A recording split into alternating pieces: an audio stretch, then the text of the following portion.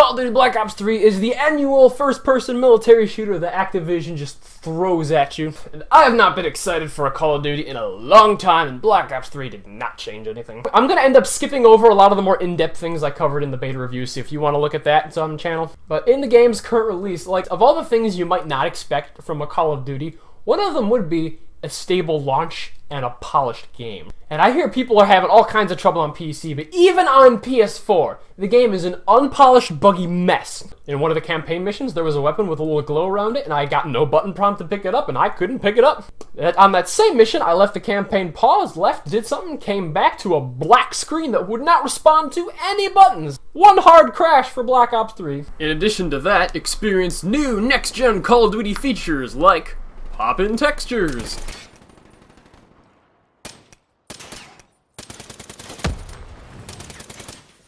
new stupid game modes that nobody asked for,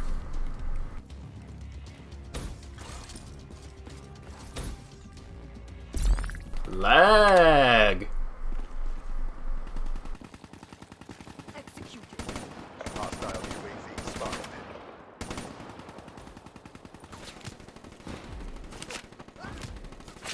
and more lag.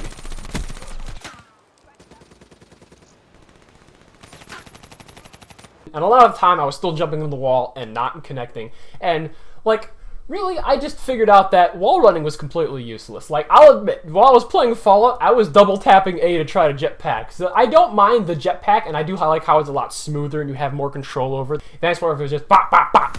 But the wall running is completely useless. Like I said in the other thing, it's just a way of traversing maps that have no floor. It does not add anything to the game. And I found myself wall running a lot just because I feel like I needed to justify its use. So every wall I saw, I was trying to jump around in. But really, it's like you're moving slower than you do when you sprint, and you're an easier target. And you're higher up in the air so everyone can see you. There is nothing but a disadvantage to wall running. And in a game with a jetpack, fall damage, like, really? And the zombies mode too. Good luck getting into a zombies game.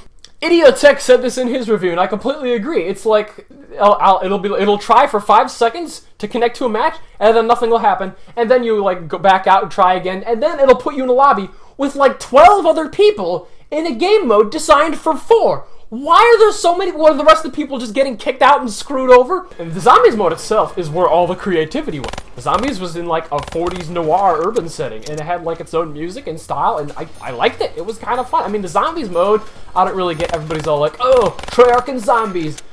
I never found the Call of Duty zombies to be all that appealing. I always thought Left 4 Dead was a far superior zombie experience. And then there's like a bunch of like alien crazy stuff going on during that, and there's a lot of like features in zombies that were really confusing and poorly explained. Like there's this gumball machine, and there's all the other things, and I'm like, what do these do? I don't know. And then apparently there was a little intro cinematic to zombies that did not play until like after my 5th match of zombies. Like I feel like I should have played it first.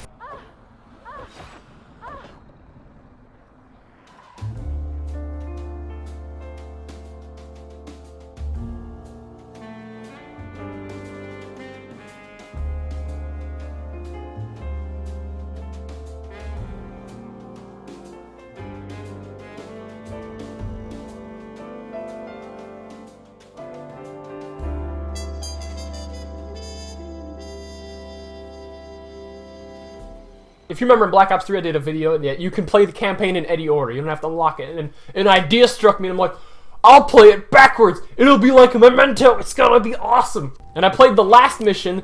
I had no idea what was going on. There was all this crazy. It was like an Ultron guy who transcends humanity. It's pretty ridiculous. But the acting's horrible and the writing's bad. And it's like, it was always about control.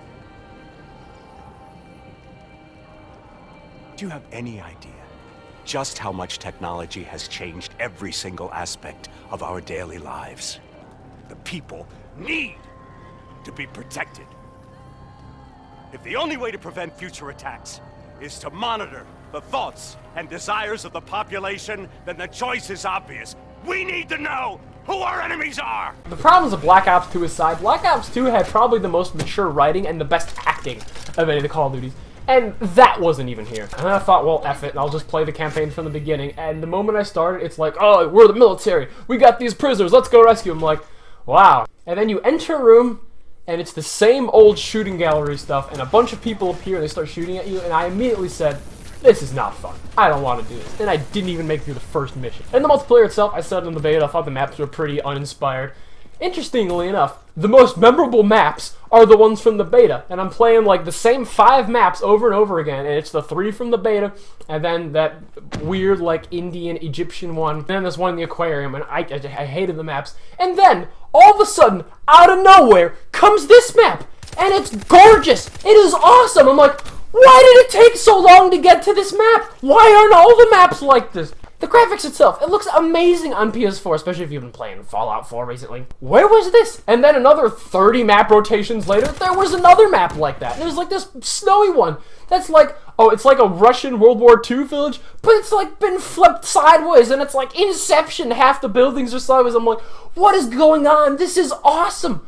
Where is this creativity everywhere else? But there are not nearly enough weapons. They changed the name of the Arc 7. It's like the HN44 now. Yeah, real subtle Activision. And the fact that there's 3 pistols, 2 launchers, and a knife just pointed out that there's no reason to ever use a secondary weapon. Or just get the overkill wildcard as soon as you can, and then just have a submachine gun as your secondary. And the perks, too. The perks suck. I've never found myself swapping out perks. I'm like, whatever, I'll just keep the same perks, because I don't care. Because they don't feel like they're making a difference. The only new multiplayer mode I found was Safeguard. It's where you, like, escort Chappie across the map. And if it didn't play on the same 3 maps over and over again, that would have been a great mode, because it forces battle lines to get drawn. And there was a cool part on the map where it was, like, 5 people across. It was like, da-da-da-da. I'm like, this is what Call of Duty should be. Free-for-all is the only game mode where people should be sprinting around. The spawns in Team Deathmatch should be locked to those sides of the map, so people are always going at each other from one side. If you're just getting killed everywhere, bent every which way, that isn't fun. With these upgrades, you never stood a chance. Like I said, graphically the game's gorgeous. 60 frames per second, 1080p, it looks great. But with Star Wars Battlefront coming out, I can't see any reason that anybody's going to stick around for Black Ops 3. The only reason I could maybe see Black Ops 3 being purchased is if you don't have a first-person shooter on your new console that you just purchased yet, and you just want something pretty looking to play. You just want a Call of Duty. But other than that, Call of Duty Black Ops 3 is just about what you'd expect, and it's not really worth your time or money. It's nothing new, and I'd say, yeah, go ahead and pass. Failure.